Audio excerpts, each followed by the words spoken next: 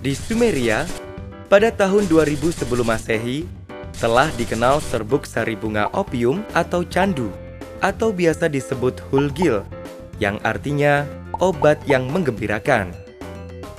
Hulgil ini banyak tumbuh di daerah pegunungan dan dataran tinggi.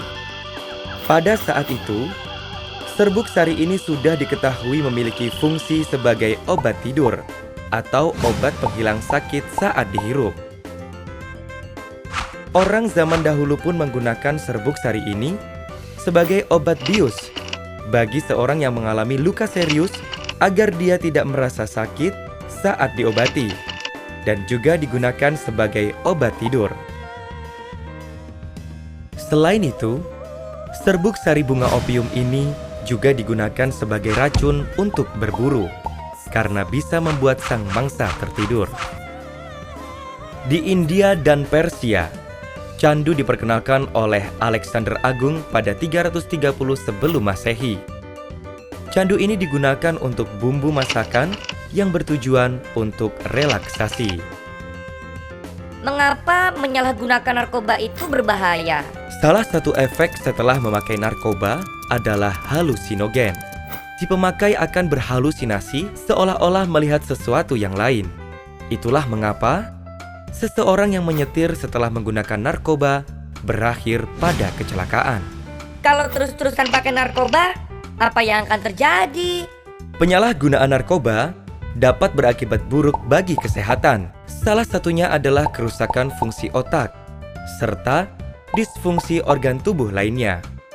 Jika kita menengok ke belakang pada masa Orde Baru, penyalahgunaan narkoba sudah menjadi permasalahan yang serius dan semakin meningkat tiap tahunnya, hingga pada akhirnya meledak dengan dibarengi krisis mata uang regional pada pertengahan tahun 1997.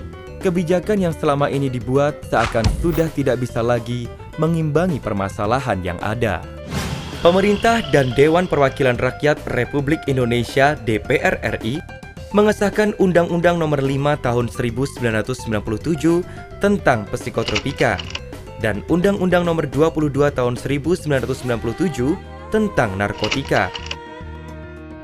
Berdasarkan kedua undang-undang tersebut, pemerintah yang dipimpin Presiden Abdurrahman Wahid membentuk Badan Koordinasi Narkotika Nasional (BKNN) dengan keputusan Presiden Nomor 116 Tahun 1999.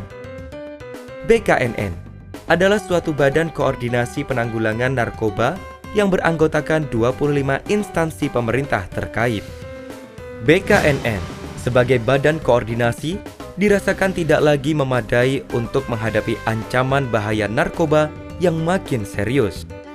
Oleh karenanya, berdasarkan keputusan Presiden Nomor 17 Tahun 2002 tentang BNN, maka ketetapan MPR RI Nomor 6/MPR/2002 melalui Sidang Umum MPR RI tahun 2002 telah merekomendasikan kepada DPR RI dan Presiden RI untuk melakukan perubahan atas Undang-Undang Nomor 22 Tahun 1997 tentang narkotika.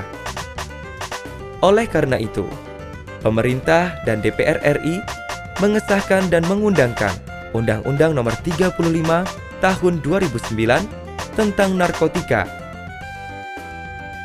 Maka BNN memiliki 4 pilar utama, yaitu pencegahan, pemberdayaan masyarakat, rehabilitasi, dan pemberantasan. Menurut pasal 127 Undang-Undang Nomor 35 Tahun 2009 menyebutkan bahwa yang terbukti sebagai korban penyalahgunaan narkotika wajib menjalani rehabilitasi medis dan rehabilitasi sosial. Sangat disayangkan, kenyataan yang terjadi adalah para pengguna yang notabene merupakan korban penyalahguna dimasukkan ke dalam penjara. Kapasitas penjara yang terbatas pada akhirnya membuat para pengguna harus satu sel dengan para kurir dan pengedar. Pada akhirnya, setelah keluar dari penjara, para korban ini malah semakin pintar dan menjadi-jadi. Berdasarkan fakta tersebut, 2014 ditetapkan sebagai tahun pencanangan penyelamatan pengguna narkoba. Seluruh komponen yang berada di Badan Narkotika Nasional bersatu padu untuk mensosialisasikan hal tersebut.